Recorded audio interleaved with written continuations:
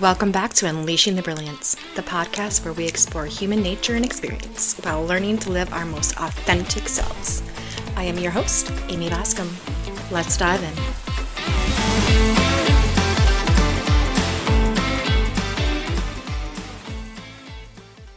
Back, guys. Happy Monday. I hope everybody had a fabulous week last week and a great weekend.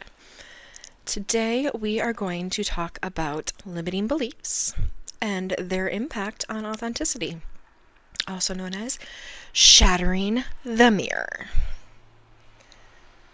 So, what is a limiting belief? So, a limiting belief is a negative, self-sabotaging thought that restricts our potential. We all have limiting beliefs. A limiting belief for me as a child was, I'm not worthy. I'm not smart enough. I'm not good enough. And that is a limiting belief that I'm still kind of holding on to today. Definitely not on purpose, but it's something I'm working on healing from and understanding. When I was in college, my degree was in writing. So I took a fiction course with the amazing Caitlin Horrocks down at Grand Valley. She is the author of This Is Not Your City, The Vexations, and Life Among the Terranauts. So anyways, we had workshops where we each had our own story that we had to write, and every week we were assigned 2 or 3 people, and we would read through it and we would critique it, give suggestions, improve, different improvements, and where we think could go, what could be improved, what was working, what wasn't working, all that stuff. Now, ever since I was a little kid, I have been told that writing is something that I'm just naturally talented at. Emotions and getting involved and putting my readers into my characters' heads. I remember the week that I had my workshop, my friend Tony was walking us to the bus, and we just got chit-chatting, talking about our workshops and how we thought it went, and everyone had said such amazing and wonderful things about my story and gave some ideas as to how to improve it. And I remember telling him, he said to me, Amy, you are a really great writer. You know how to do dialogue. And it's realistic dialogue to the point where I could imagine this happening in real life. He's like, you are an amazing writer. And I remember getting on the bus, sitting next to him, and I said, I don't feel like I'm a good writer. I know I'm a good writer, but I don't feel it. I have imposter syndrome. So we're sitting there on the bus, and he says to me, let me tell you right now, a good writer knows they're a good writer, but questions it. They know that they're a good writer, but they don't believe it. It's imposter syndrome. They feel like everybody else's writing is better than theirs, and there's lots of room to improve. And I was like, yeah, that's actually pretty accurate. I mean, everyone in our class, we all were feeling the same way, where we know where the holes are in the plots. We know what we need to fix. Sometimes we just don't know how to fix them. And that's where a workshop comes in.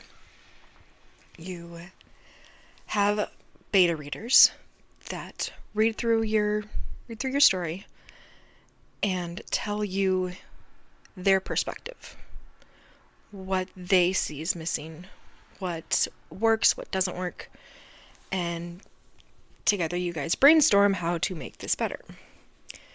So as we're sitting on the bus and we're talking about imposter syndrome and how everyone in our class this was like a 300 level course, so we were juniors. So everyone was pretty well in tune with their writing style. And each one of us had a different writing style. And I remember him saying to me, here's how you can tell when someone is good at something and when they're not. I was like, okay, I'm kind of interested. What do you got going on? And he said, the people who are good at something don't believe that they're good.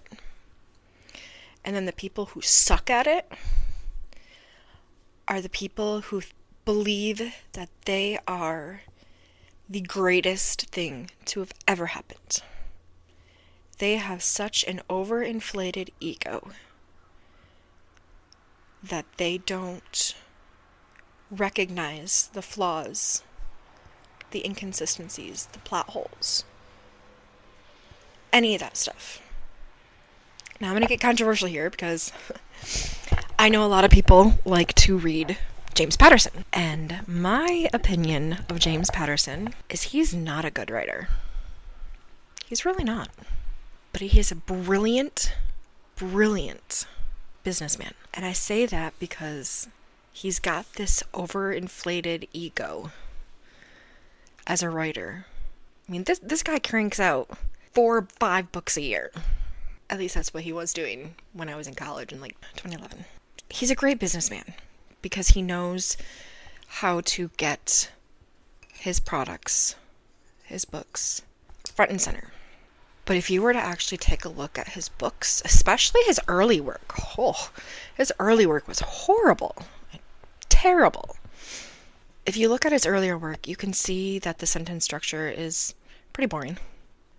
It's not descriptive. Doesn't make sense. And overall, he's just really not a good writer.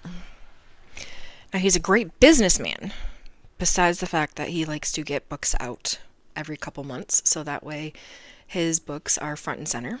But did you guys actually know that when he pairs up with somebody else to write a book, it's not him writing it. It is actually the other person. He will write a 300-page outline of what he wants the story to be, give it to a young writer or someone who's just trying to come up in the business. He will help them. And because his name is on that book, it becomes instant popularity. And that ends up boosting the person who wrote the book, who actually wrote the book. He may have given the outlines.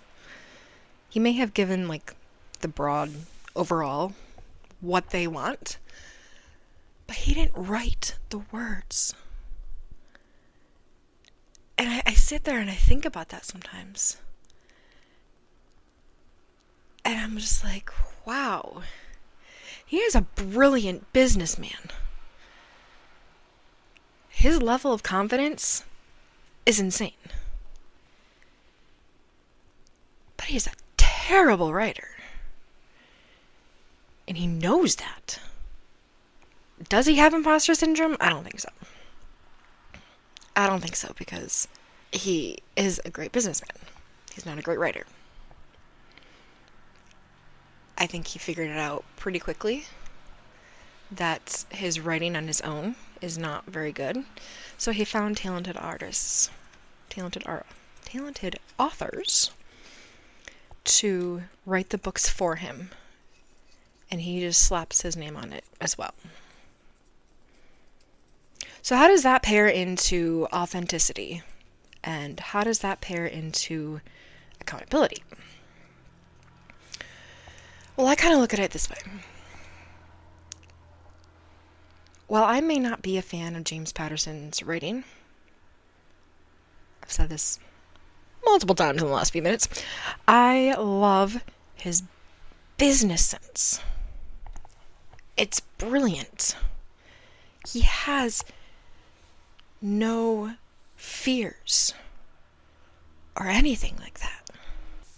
He has no fear of failure. He has no fear of failure. And that is one of the limiting beliefs that I think a lot of people have. I certainly have a fear of failure, but it's something, it's something that I used to allow really to bother me. And I let go of so many opportunities because I was afraid. A couple years ago, I started doing business courses. I started learning about online digital marketing and how to create projects, digital products, and selling other people's products for them. And the number one thing that they talked about was having the correct mindset. Having the mindset, healing these limited beliefs, healing your past traumas, and growing into the person who these successes come towards. There's an acronym for fear that we were taught. There's actually two acronyms. The first one I think everybody knows. Fuck everything and run. But the other one is false evidence appearing real. And I remember the first time I saw that, just thinking to myself, wow. We overthink and we create scenarios in our heads based on our limiting beliefs, based on fear, based on everything, all the negative, because our brains are hardwired to be negative. They're there to protect us. That comes from our ancestrals, hunter-gathering. If you need to know what is going to be danger and what's not. And so having the fear of failure is a universal limiting belief. But there's something that a lot of people don't realize with successful people. And when somebody first told me this perspective, I had to stop for a minute and really, really think, how is this applying to my life? The most successful people have failed way more times than they have ever been successful. And there's a quote out there that says something along the lines of, when you try something and it doesn't work out, you've just found one way in which that's not going to work. You still got to keep trying. Try another way. The faster you get your first failure out of the way, the more successful you'll be. And I thought about that. And I love it. Because I tell my daughter when she gets upset, I can't do this. I say to her, sis, you found a way that doesn't work. There's going to be a million ways that's not going to work. And that's okay. You move on to the next one. Because there's also going to be a million ways in which something can work. And if we get down on ourselves, and if we believe that I can't make this happen, I can't do something, that's the energy that we're putting out into the world. That's the energy we're putting on the universe. So then we're projecting that, and then the universe is like, hey, okay, this person doesn't believe that they are worthy of this. So we're gonna confirm that. We're gonna confirm it by giving them problems, because they're telling us in the universe, you're telling the universe that this is what you want in your life. You want these limiting beliefs. You want the fear of failure. You want the imperfections. You want that perfectionism. Something has to be perfect in order for it to work. This podcast is not perfect. I know that. I'm a freaking newbie here. But it's out there. It's out there. And I've got listeners. And I've got people commenting and sharing stories and wanting to be on the podcast and getting their voices out and talking and having conversations. That means more than if I were to stop and make it perfect. And as a perfectionist, that's really, really, really, really hard to do. Is to let go of that. I'm never going to be perfect. This is never going to be perfect. It also plays into the role of judgment. I have a 93,000 word manuscript. My memoir, of sorts, that I wrote when I was in the midst of postpartum depression. And in this 93,000 words, I talk about the scenarios around what happened in my life, how it led to postpartum depression. I talk about the people in my life. I talk about my recovery. And keep in mind, this is written as it was happening. So this is all real time. If I ever publish it, which I would love to, I don't know how some of the people that are in my book would feel about it, because they're not necessarily portrayed the greatest. But it's happening real time. It's happening real time. You can see the progression of when I was at my darkest. The introduction of therapy. How therapy is helping me. My mindset starts to change. And while the bulk of it, about 2/3 of it, was written within a month, I periodically came back to it to show that progression of my postpartum depression. Show how it increased. Talked about the medication that I was on and how it affected me. I even wrote about the moment that I realized, holy shit, my PPD was so bad that I did not realize that I did not feel love for my daughter until she was 8.5 months old. That's scary to admit. And that's definitely something that I'm sure people may judge me on. And I can't say for certain that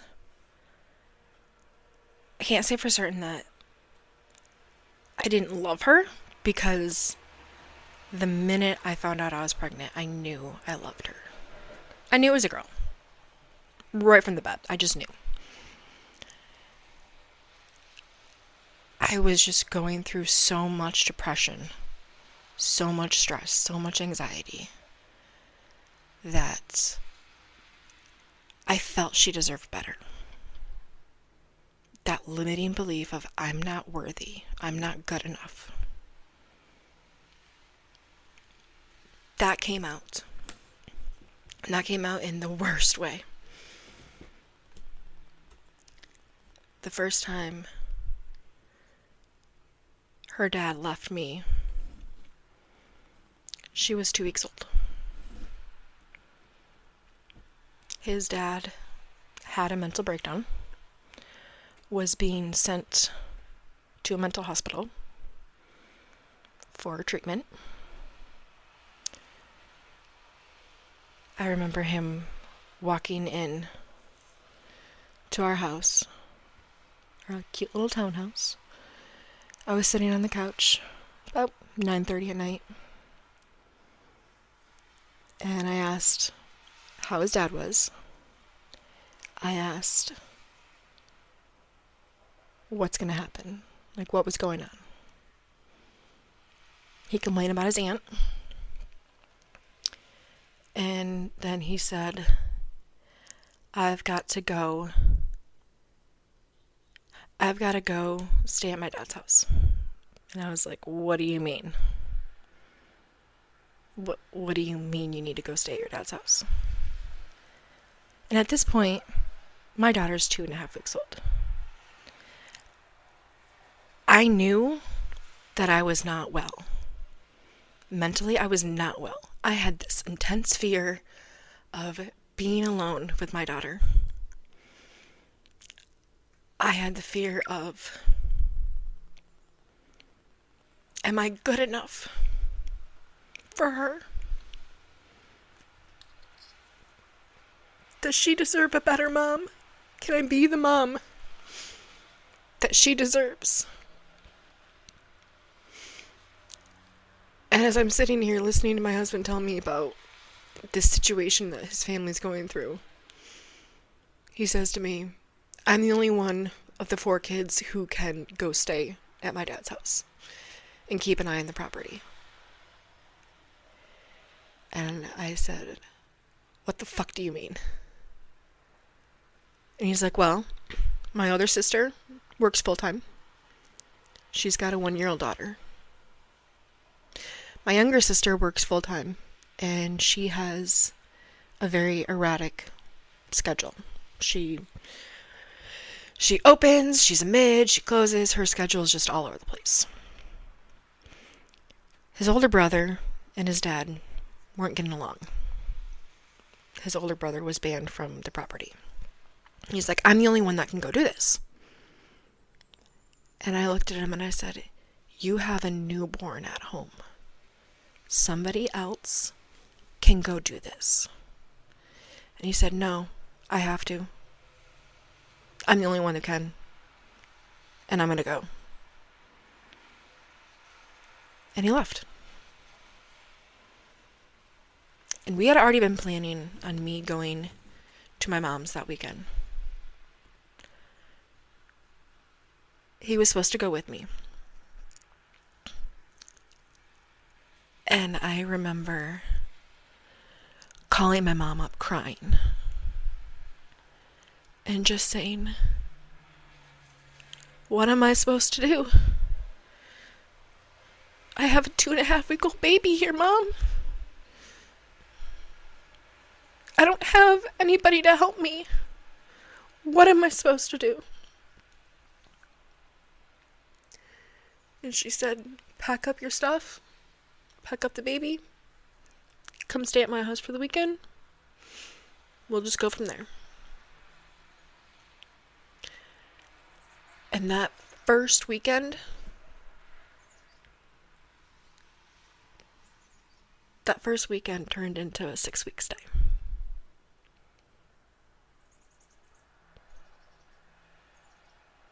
Six weeks. And during this time,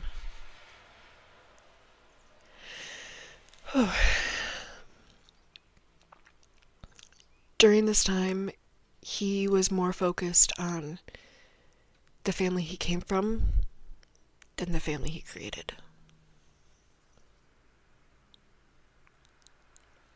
And I wish that I hadn't had postpartum depression. I wish that I were stronger. I wish I didn't allow those limiting beliefs of I'm not good enough. I can't do this. I wish they didn't impact me so much, because I should have left my marriage right then and there. And unfortunately, it took another 2 years for me to walk away. And so in this memoir that I wrote, as I'm getting better, as the medicine's working, as the therapy's working, I have all the resources and coping mechanisms and things that I used to get better and to explain. Because if I hadn't had this online support group of Facebook that I was in, designed specifically for moms with postpartum depression, I would have never been better. I can't even say that I would be alive today if I didn't have that group. And that's saying something. Because when you have limiting beliefs that are so strong,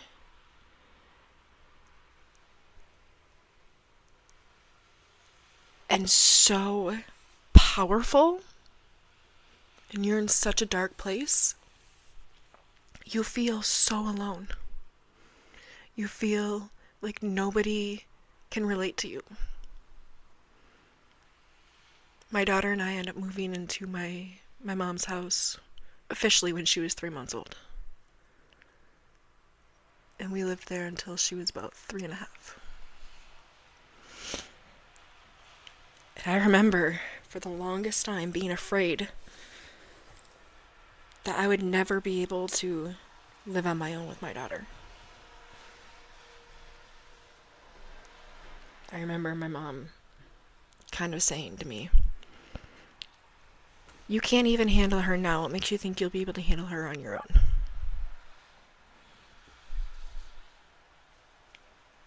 When you freak out and you're angry, who's going to care for her?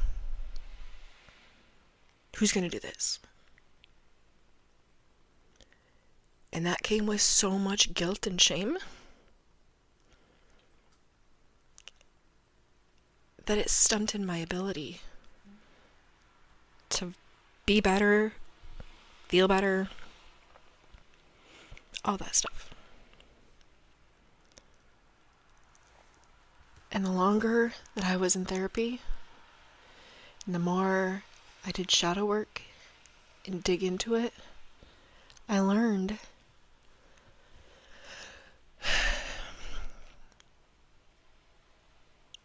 that that's not true. And here I am.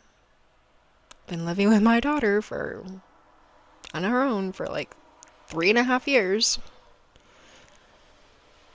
Half her life now. And I'm doing it. I'm proving those limited beliefs wrong. Is it perfect? No. We have our moments.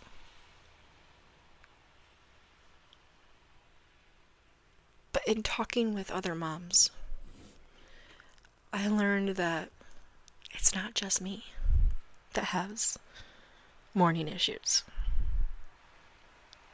It's not just me.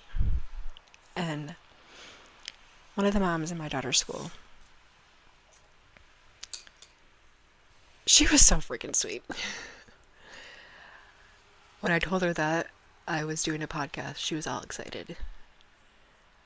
And we got talking about what the podcast would be about. We got talking about parenthood and motherhood and life in general.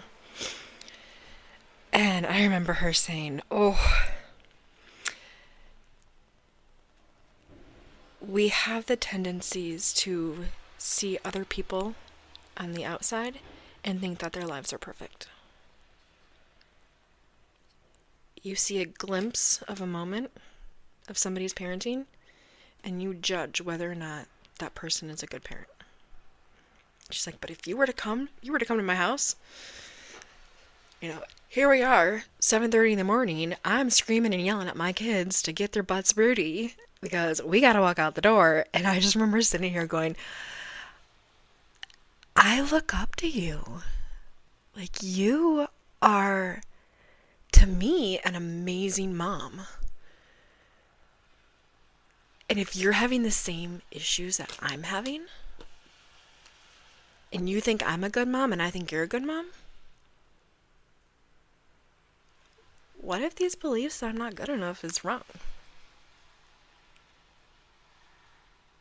And slowly but surely with therapy and community and talking,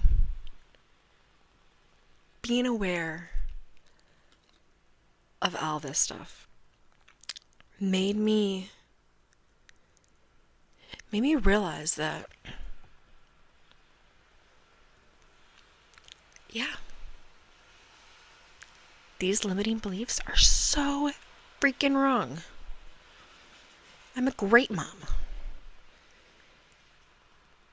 Even in the moments when I had severe postpartum depression and I wanted to run away, and there were moments where I actually did hop in my vehicle and drive away, my number one concern was always making sure my daughter was safe. Making sure that she was left with somebody that I trusted. And I drove away. There was one day where it was particularly bad, and I drove about 2.5 hours, 3 hours down to Grand Rapids. And I didn't even decide I was going there until I was halfway there. I was about to hop on the highway, the freeway, and I was like, okay,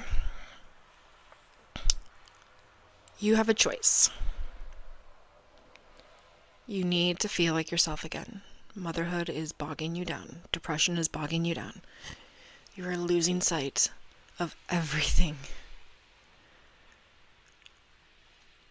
What are we going to do? And ever since I could drive, the wide open spaces of a freeway and the highway with endless possibilities of where to go is freeing to me. It calms me down in the sense that I'm not trapped. I'm not stuck. Do I want to get off at exit 154? Or do I want to keep going and get off at exit 3? Or whatever exit. Do I want to stop off in Big Rapids, or do I want to continue down to Grand Rapids? Or am I going to go even further and end up at the Michigan-Indiana border? Do I stop off at St. Joseph's? Or do I swing by my alma mater and sit on the grass and just breathe and remember a time when my life was not so chaotic? Put myself back in those moments where I didn't have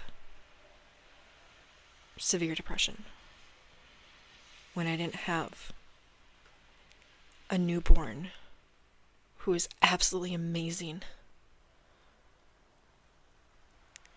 and I loved with all my heart, but I could not feel that love because of how numb I was emotionally, because of the depression. And my therapist gave me a call. She's like, hey, what's going on? And I was like, I just needed to get out of there. I'm like, I can't breathe. And she's like, okay, well, your mom called me. Just concerned, wants to know where you're at, when you're going to be home, if you're okay. And we talked for a little bit. She calmed me down a little bit. And she's like, okay, you're 3 hours away from home, so why don't you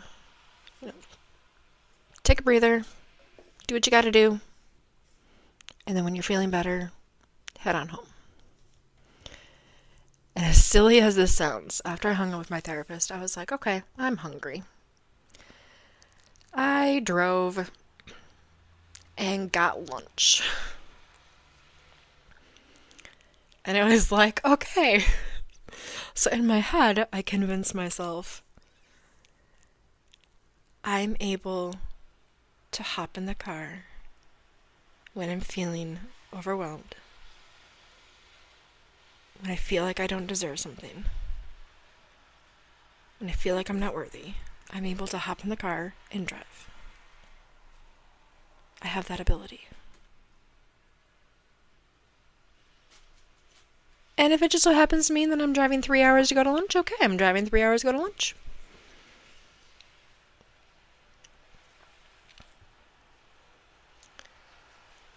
So life is going to give you a whole bunch of shit that you're going to have to work through. And limiting beliefs is definitely one of them. So how does this tie with authenticity? I believe that limiting beliefs prevent you from being your authentic self. And I say this because I knew that I was a good mom. Even in that moment, when I was overwhelmed, my throat was closing in, my body was on edge, my brain was fried, I couldn't think straight. I knew that I was a good mom. Because my first thought was not myself. My first thought was taking care of Cece. Taking care of her, making sure that she was safe, had everything she needed, so I could go take care of myself. So when I came back, I was a better person. This then leads us to accountability. I am a firm believer now that I'm out of the cycle, now that I've moved on, I've spent 2 years healing, I believe that my ex-husband is a narcissist. Because he will not take accountability for anything. This story that I just told you, it paints me in a horrible light. I'm fully aware of this. But I owned my actions. I didn't give excuses. I owned my actions. I laid out the entire truth. I showed how I could be a bad person sometimes too. And not even necessarily like a bad person, but I took accountability for my actions and the impact that it has on other people. I'm not the best mom. I don't think there is anybody who is the best mom. I think we all have our flaws. I think we all are doing the best that we can with the information that we have. But I think it's also our responsibility and our duty to own our mistakes. To say, yeah, I fucked up. Yeah, I was not well.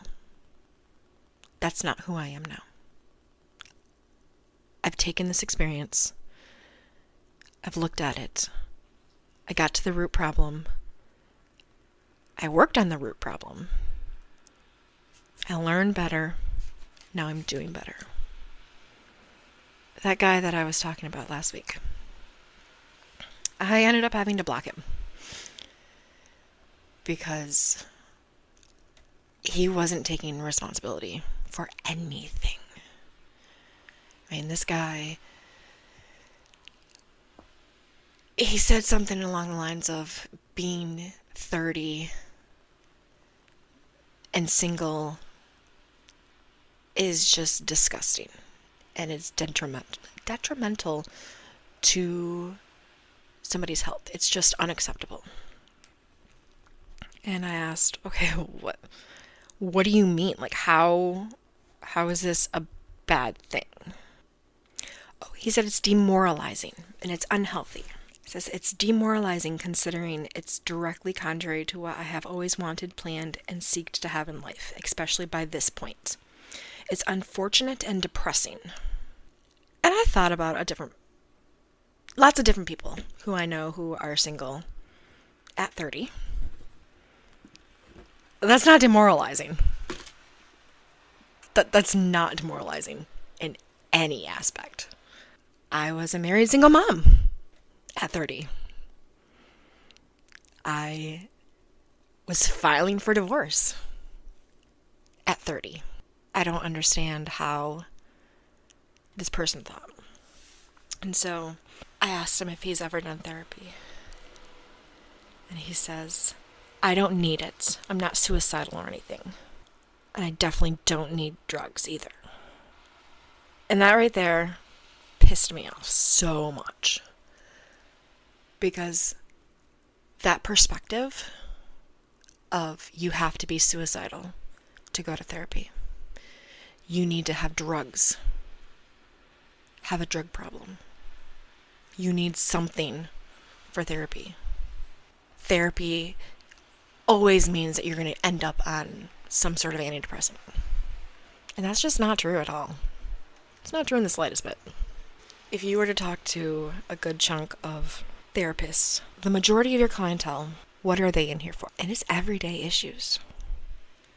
Issues at work. Needing to learn skills on how to communicate. How to improve their mental health, their relationships, communication, everything. Everything that you need in life.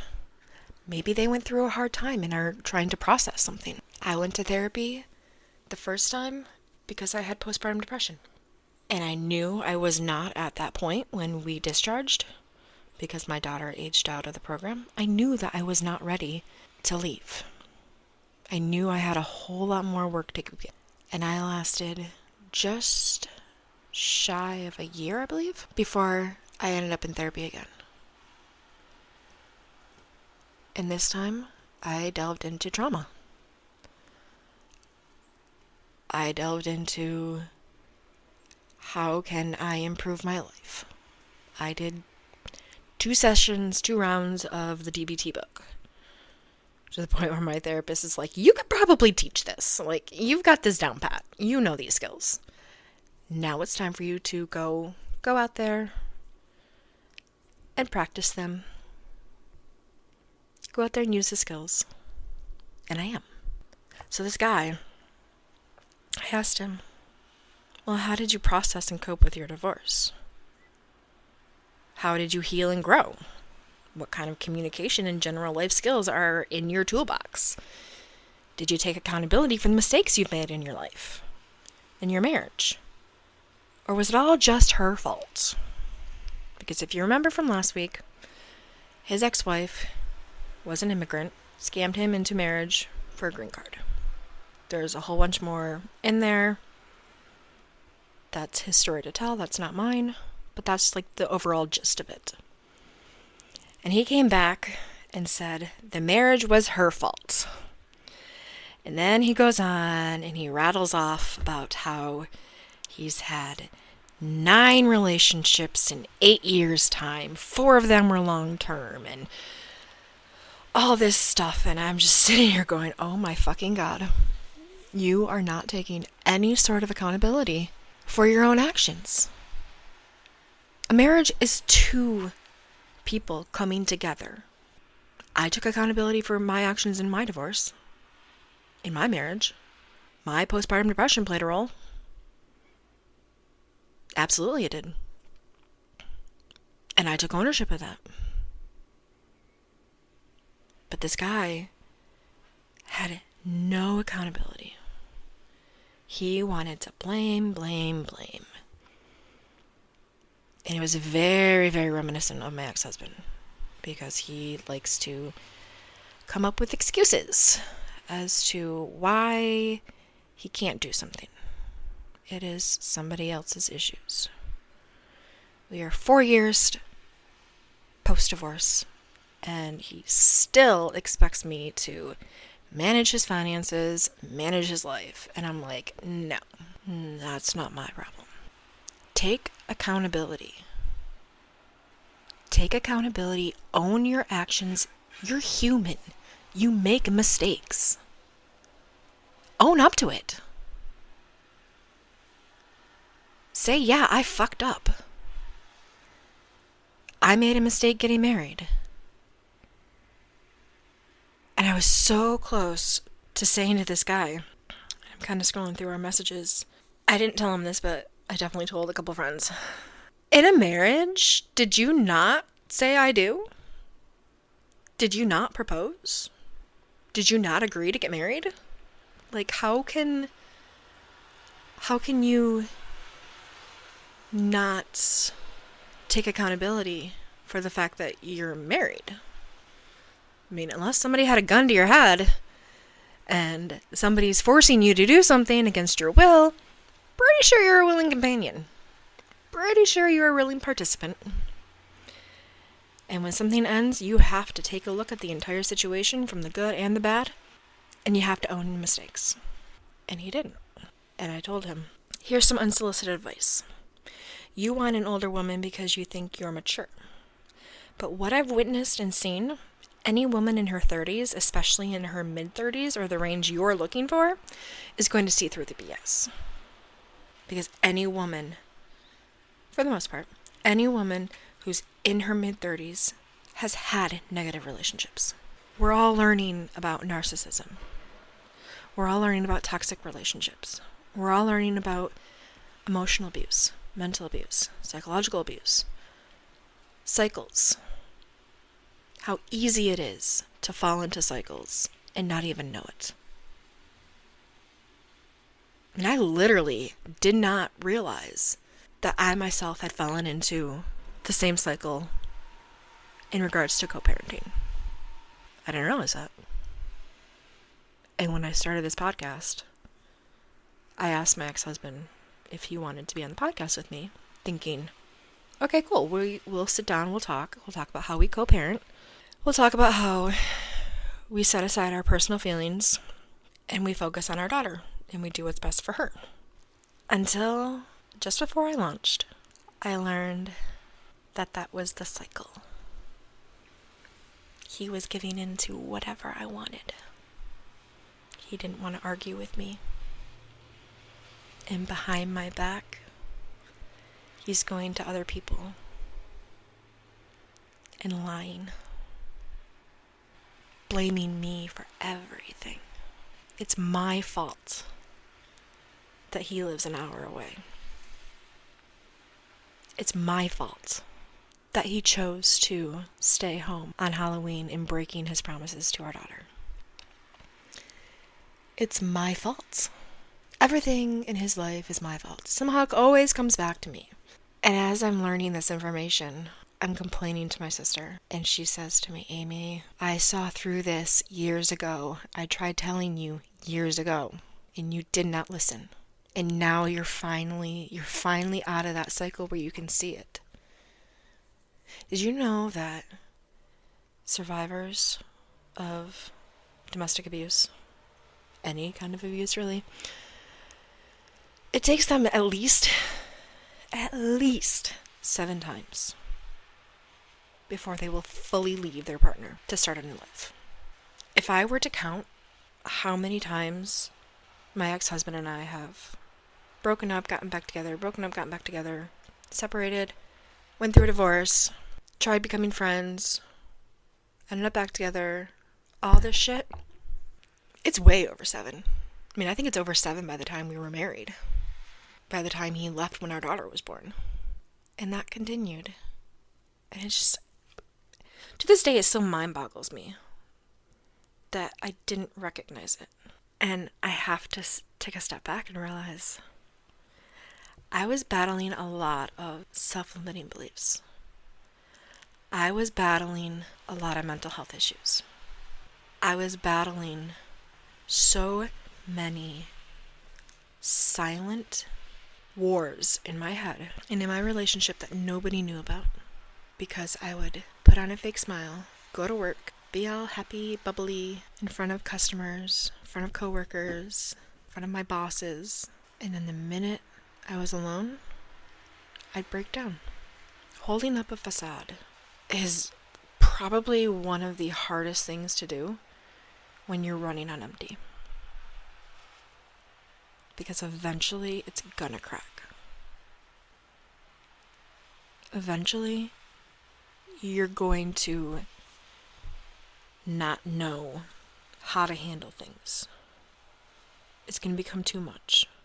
And then you might end up like me, where you just have a complete breakdown. And just like phoenixes, you will rise above the ashes. You will learn and grow. And as you grow and as you learn, you'll bust the mirror. That person looking back at you will no longer become recognizable. And you'll be able to look at a new mirror and say, I'm proud of you. I'm proud of everything that you have been through. I'm proud of your insane strength and resilience and persistence. I'm proud of who you are. And while I may not have loved you in all aspects, especially when things were tough, I'm thankful for every single past version of me.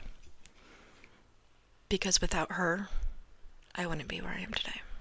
So I encourage you all to take a moment and look at your limiting beliefs. Do you feel worthy of the life that you have? Do you feel worthy of the life that you dream of? What moments in your life did you want to do something and you hesitated? And what thoughts were running through your mind? What sensations were in your body? If you even take 5-10 minutes to really think about it and do a little meditation and just listen to your body, I think you'll be amazed at what you find. It's beautiful. You know, they say that with everything going on in the world, our minds are the absolute worst thing sometimes because we like to overthink. We like to fill in the blanks. Our mind will fill in the blanks if it's missing facts.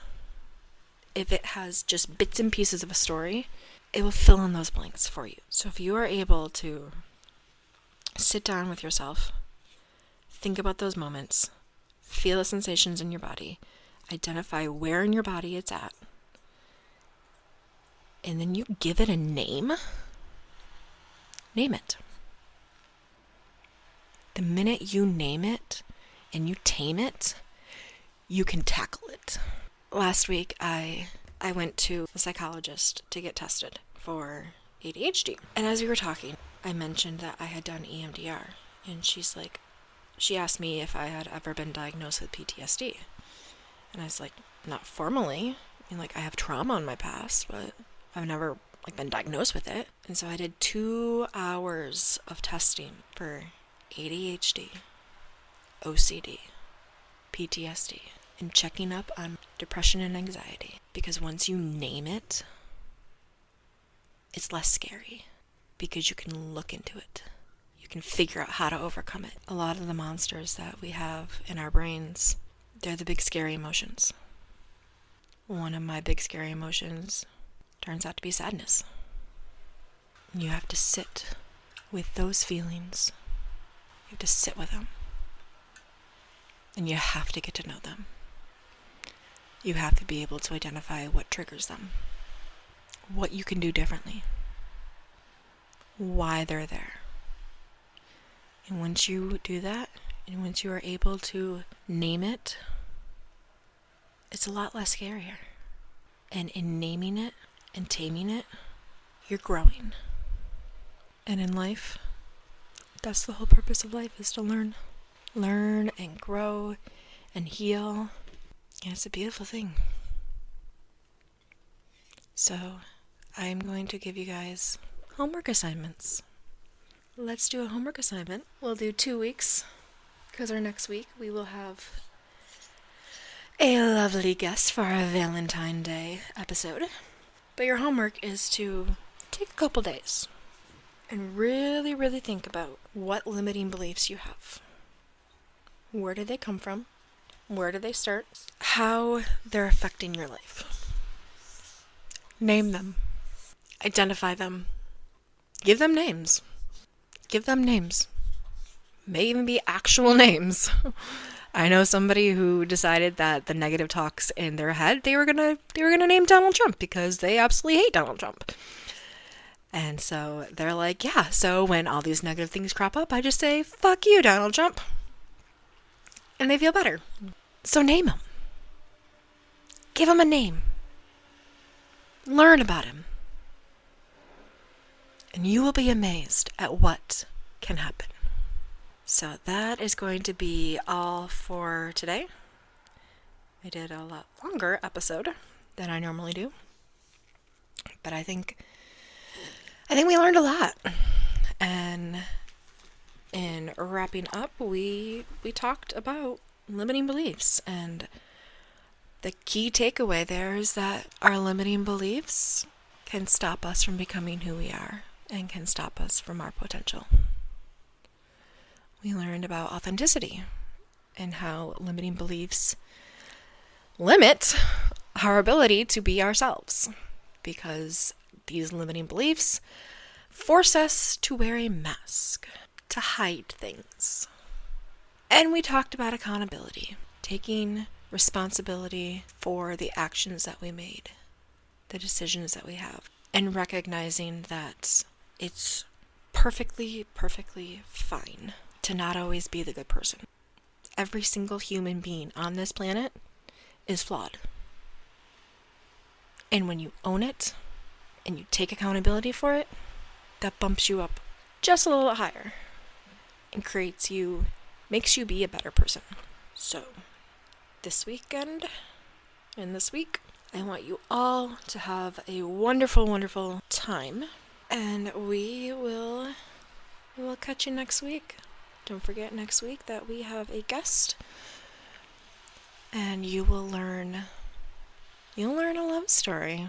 I'm really excited. Have a lovely Monday. If you would like to know more information about authenticity, I have a document that I will link below on 30 ways to become authentic and to live your authentic life. So be sure to click on that and get your free copy. And we will see you next week. Bye.